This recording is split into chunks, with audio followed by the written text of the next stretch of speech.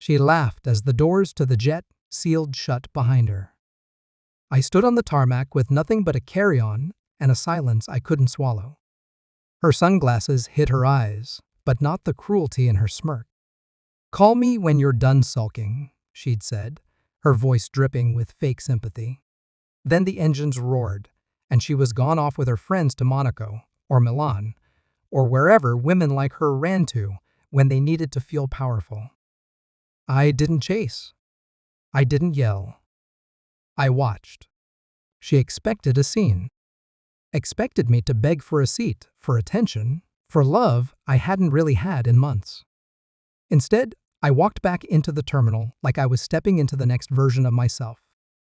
I booked a flight to Paris. One way. First class. 10 minutes later, I was in the sky, champagne in hand, and every nerve in my body finally quiet for the first time in years. She'd stopped pretending months ago, late nights that stretched into mornings, a lipstick I never bought, whispers behind doors, and her phone flipped face down every time I entered a room. I gave her space. She mistook it for weakness. I gave her freedom. She took flight. But here's the thing about people like her. They think their wealth buys immunity. They forget you were there before the jet, before the title, before the boardroom applause. They forget you know where the bones are buried. She must gotten the email around the time we crossed the Atlantic. I imagine she opened it with the same manicured fingers that used to trace mine under candlelight.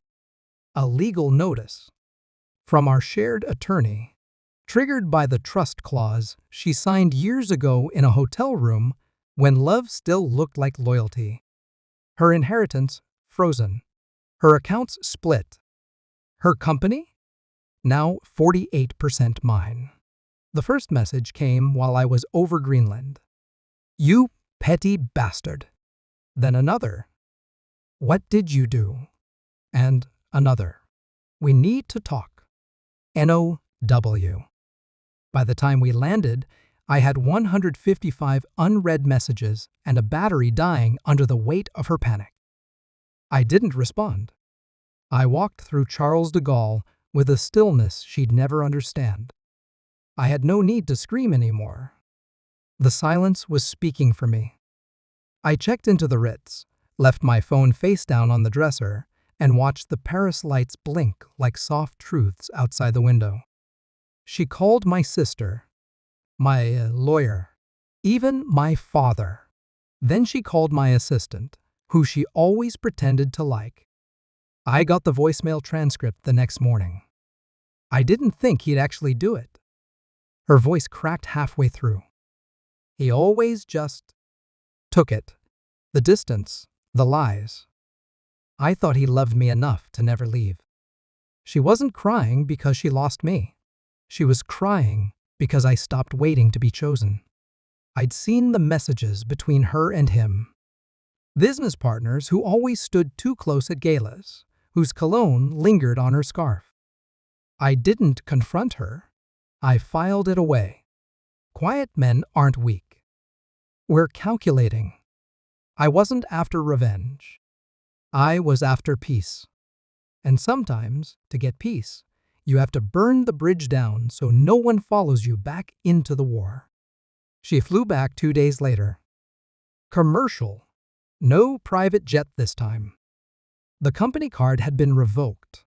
Her smile stripped. I heard she tried calling a board meeting to vote me out. But I owned just enough to block it.